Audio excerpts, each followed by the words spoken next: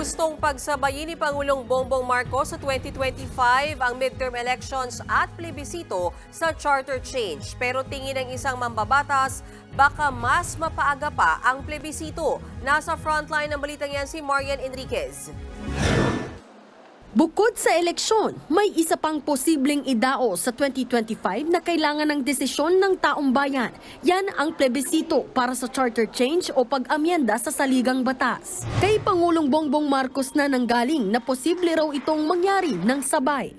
Kung paghihiwalay natin yung eleksyon at saka yung plebiscite, parang dalawang eleksyon yun Napakamahal. Ayon sa COMELEC, kung pagsasabayin ng midterm elections at plebisito para sa Chacha, 13 billion pesos ang matitipid. Pero tingin ni House Deputy Majority Leader Neptali Gonzales II, kapag naaprubahan ng Kamara at Senado ang inamyendang economic provisions ng konstitusyon bago ang Holy Week break, baka mas mapaaga pa ang plebisito. Sa ilalim kasi ng batas, oras na matanggap ng COMELEC ang resolusyon, kailangan agad magdaos ng plebisito.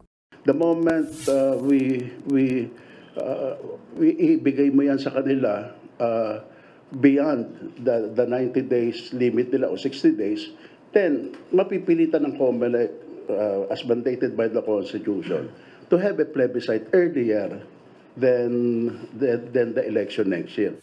Sakali namang hindi umabot sa Holy Week break ang bersyon ng Senado, kailangan daw itong matapos sa Nobyembre o Disyembre para hindi magahol sa oras ang COMELEC. Ipinunto rin ni Senate President Mig Zubiri ang 13 billion pesos na matitipid kapag isinabay na ang plebisito at regular na eleksyon. Pero ayon kay Senator Sonny Angara, kailangang pag-aralan ang mga ilalagay na tanong para sa Chacha plebiscite. Gusto ng COMELEC na ilagay sa harap ng balota ang mga tanong sa plebisito para makita agad ng mga botante. May konting adjustment dyan kasi we have to see ano yung final na ilalabas sa balota. So, yun yung mga operational details na kailangan pag-isipan. Kung si Senator Risa Hontiveros naman ang tatanungin, hindi raw magandang ideya na isabay ang plebisito sa halalan at muling iginiit ng senadora na hindi siya pabor sa anumang pag-amyenda na gagawin sa saligang batas.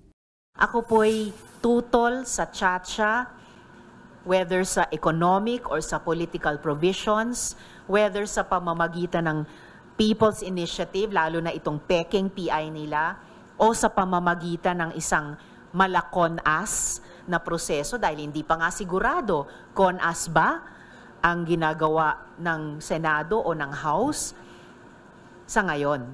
Nagbabalita mula sa Frontline, Marian Enriquez, News 5. Mga kapatid, Mean Los Baños po. Huwag magpahuli sa mga balita at impormasyong dapat ninyong malaman.